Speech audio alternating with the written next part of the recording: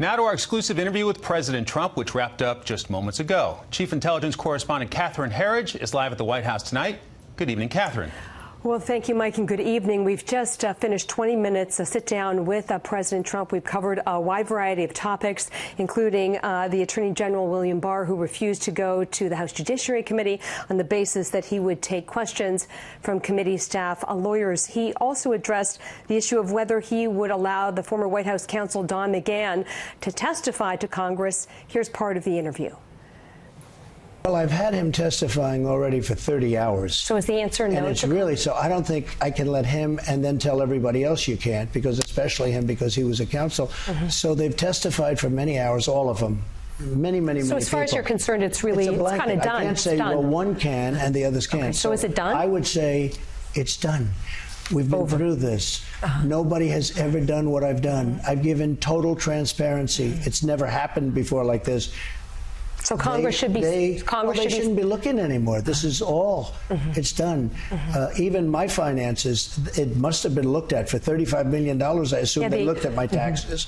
I assume that Mueller looked at my financial statements for $35 million, and having 20 people plus 49 FBI agents and all of the staff and all of the money that was spent.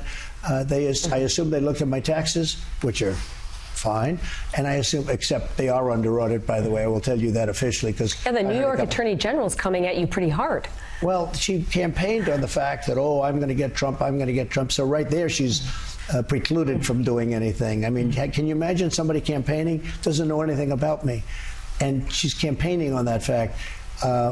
So I assume that for the $35 million, they've gone through everything. My taxes, my financial statements, which are phenomenal, they've gone through everything. And I'm so clean. Think of it. After 2.5 years and all of that money spent, nothing. Very few people could have sustained that. He also went on at length about Attorney General William Barr, saying it was his call to decide not to go and testify today before the House Judiciary Committee. And he made the point that he felt that the Attorney General was being treated differently or unfairly, if you will. We also asked him about Venezuela, and specifically if there was a physical threat to Juan Guaido or if he was detained, how the U.S. would respond. Here's part of that section.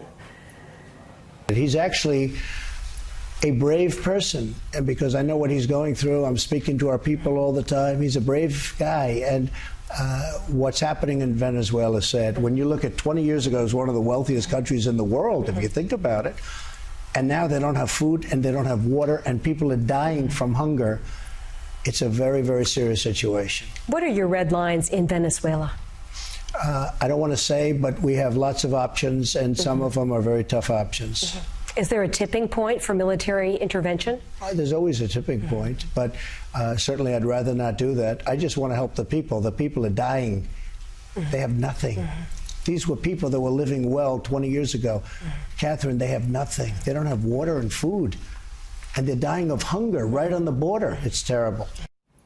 And we also asked the president about the 2020 race, especially given another Democrat has entered the field, Senator Bennett. And the president had some surprising answers on how he thinks the Democratic field is shaping up and who he thinks he may face about 18 months from now. You're not going to win. Is it Joe Biden? I think that Biden seems to have a lead. I'd be very happy if it were Biden. Happy Sleepy why? Joe. I think he did a bad job. I'd be running against him. So you think he's beatable? I just don't think he'd be a very good candidate. I mean, we'll see what happens. I hope, you know, I wish him well. I'd like him to get it. I'd be happy. I'd be happy with Bernie. I personally think it's those two. Between those two? I think it's between those two. I don't see anybody else, but could be. You never know. Now, in my case, who would you rather face? I announced, and I think I was pretty much right. I know I was at the top from the beginning. I think he is now leading.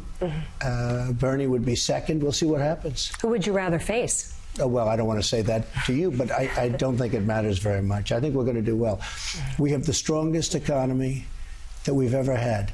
We're doing phenomenally. We have the best unemployment numbers, African American, Asians, Hispanics, best numbers we've ever had. Women, the best in 61 years, unemployment numbers, job numbers, wealth numbers.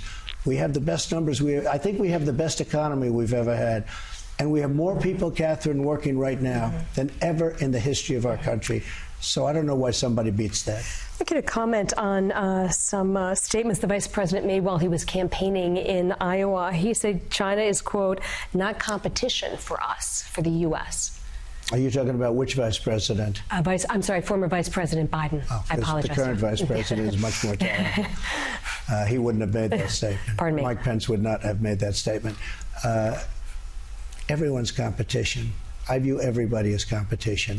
Is he being naive about China? Well, he is very naive about China. China, right now, we lose $500 billion. After I sign the deal, it won't be anything like that.